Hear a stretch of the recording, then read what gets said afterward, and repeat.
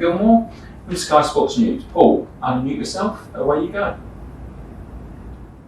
Thanks, Adrian. Hi, Thomas. Hi. Thomas, what are you expecting from Tottenham given the apparent injury crisis, the bad luck with injuries they seem to have at the moment? Well, let's see who can play and who cannot play. It's still 2 days to go, and I'm actually not so much involved in speculations and don't get too involved in predictions who will play and who will not play. We are facing a tough opponent. It's a London derby, and we had a great result in the last season. We will try everything to repeat it. But no matter who plays, some players came also back, and they will do everything to have their players back on the pitch. So we expect a tough side and a big crowd and a great match to play. One of the standouts for this game is obviously Kane versus Lukaku. That's what it's been billed at in some quarters. Do you see many similarities between the players? Well, there's one big one. They score decisive goals, and they love scoring, and they always did score no matter in which competitions. So that is the similarity. Apart from this, they're very different players, very different style of play, and we need to focus if Harry Kane plays on how to defend, where to close him down, maybe close the deliveries down, because once he has the balls, he's one of the most dangerous guys in the world to finish attacks. He's fantastic in conversion, and there are some players around him who deliver well and who can also be decisive. Let's see if Heung-min Son can play. He will be for sure out there on the pitch, also very dangerous. And we have also some guys around Romelu who are able to serve and deliver good performances. And in the end, it's a team effort, and it will always be like this. Have you got Christian Pulisic or N'Golo Kante back with you, or any fresh injury concerns? No fresh injury concerns. It's good news. Christian is in individual training and trying to come back and as fast as possible to team training, so he will not be in the squad. And N'Golo is back and back in full shape and ready to play. It's been a tough week for Reece James. He posted that footage on the social media account. Yeah. So what have you said to him? Well, it was pretty shocking to all of us, and to hear the news and then to see the footage. There's not much to say. I think that it's a given that we support him. The club is very supportive, and we are supportive emotionally, and in the end we are here to sometimes it helps to focus on something else. To that not everybody tries to help you and tries and wants to talk with you about it and again and again and again. Sometimes it helps to keep the focus on the game and on training and on what to do to have the best distraction. But it's clear that everybody here supports him, and that's it. Last one, please, Paul. Antonio Rudiger has been excellent for you, along with many players this season and over the course of the end of last season as well. What's the state of play with his contract? Is there anything you can say? Are you confident that he will extend? No, I hope that they find the solutions, but it's not only between these things, as you know, it's not only between coaches and players and what we wish for. And that's why it's between in the moment it's between the club and the players and the agent. So we hope that they find a solution. And everything I can say that like you said, he plays excellent since a long time, very consistent on a very high level.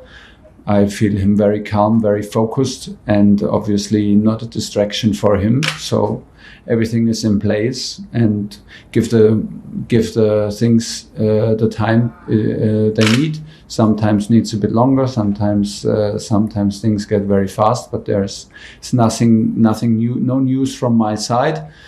And I think that Tony feels very, very good at Chelsea. He feels the respect from his teammates, and he feels the importance that he has in the team and in the squad. Well deserved, because he delivers. He feels the love from the supporters when he plays. He's in the strongest league in Europe in a big club. So not many reasons to change that, but in the end, it's like I said, between him and the club, and then it's in good hands. I'm calm and relaxed. Whatever has to happen will happen. John Southwood, 5 Live. Hello Thomas, how are you? Hi, I'm good. You've won the last 2 games, but is it fair to say that as a team you have to be your best in the 2 games? And if so, why is that? Yeah, but it's. I think it's pretty normal. I did not expect us to be at our top level in early September, and not after this particular pre-season. After a long Corona period, after this particular pre-season, and after national break, I did absolutely not expect the very best game from us as a team. So for me, in the moment, is more important that we are competitive, that we show a certain mentality, and that we play relentless, and we have belief to overcome difficult minutes and games and periods within games. We have to admit that Aston Villa and Zenit played on their top level. So this is also what we have to accept and respect, that opponents are strong and competitions are hard. It's a good thing that we are able to win. It's tough in the moment to win for us. Things are not easy, but it's nothing to worry. We have things to improve in the rhythm of the game, in the understanding of the rhythm, in the accelerations, in the counter pressing after ball loses. So there is stuff to improve. Today we had a fantastic training session and used the time together to prepare this and to focus on these things. It's a good thing when you are able to win, and not by pure luck, but when you are able to compete, when you fight through hard matches, when you can win important matches, and still everybody is aware that we can and have to improve. And this is where we are right now. And we have still a long way. The season has just started yet, and it's not a surprise that the engine is not running like as smooth like maybe in the end of last season. It takes its time, but I feel us very competitive on a high level. And given the attacking options that you have, how big a challenge is it for you to try and get that balance right around Lukaku? No, I don't feel it like as a too hard challenge, because things get better and better, and there's also a reason we have now Romelu in. He's a key player. He's the reference up front. So we lost some players in the group, and everybody brings a different energy and a different setting. If we lose an important player, we don't lose only the player, we lose also the personality. Somebody loses maybe a friend next to him in the dressing room, and these things need a bit of time to readjust and to settle down and to be calm. Now we took, for example, the decision to have Malang Sarr, Ruben Loftus-Cheek and Ross Barkley in our squad. So these things take time. They were in an insecure place. Now they know what's going on. Everybody knows now what the squad is. Whom do we rely on? And from there on, the things will get hopefully easier and easier. And it's by pure repetition, being focused, and being aware that we have to improve stuff. We will improve, because we will have time together, and we use the time. This is the most important. And when is it happening? Here in Cobham, every single day, and this is what we're up to, and that's why I'm very positive. You mentioned Tottenham a moment ago, but you have to say it does look quite a good time to play them. They obviously played in Europe last night. They've got plenty of new injuries. They've got a new manager who's obviously trying to bring his ideas in as well. It's always a good time to play Tottenham, because it's a big match and big rivalry. So it's one of the matches that you want to play. So it's always a good time, I don't think in these kind of patterns if it's a good time because of manager in, manager out, players in. You never know. You never know the effect out of it. So they have a new manager that brings new energy. They had a fantastic start with a win at home against Man City. They created an atmosphere in the stadium that they were able to beat Man City, and they played relentless and hardworking, and this is what they did. So we expect him to do the same against us, and that's why we expect a tough opponent. But it's an exciting match here in London, and we're happy to be part of it. I find us competitive. I trust in us, and I think that we need to be on our top level to have a chance to win the game, because that's what we're up to. Moose Talk Sport. Hi Thomas, how are you? I'm good, thanks. You said there that obviously you're not playing, the engine isn't quite running properly yet because it's the first part of the season. Does that make it even more important that Chelsea are hard to beat? So that if you're not playing well, you're still under the chance of winning games, as we've seen against Villa and but not playing well. I would not sign a not playing well. We can do better, but we are a team that's tough to beat, and it's much easier to have results and play better than play good, have no results, and keep the momentum going. It's in the place where we are. It's easier. Because of course a win helps to have a good atmosphere, to keep calm, to be open for criticism, and this helps. And I think that in the moment I feel that everybody is aware that we can do better. We're not really bad, but we can do better. And in some periods of the game we have very, very good periods, but we have to admit that teams came very well prepared. Aston Villa changed for the first time in years their formation. They played with a fantastic attitude and quality. Zenit changed the formation in a 5-4-1. So they came with a Champions League quality team, but they played like a real underdog in terms of tactical approach. So this needs a bit of time to adapt, because this is what we were up to. We are on a good run in terms of results, and we still are. And so teams come well prepared and make life very, very difficult for us. This is more or less our fault. This is what we deserved.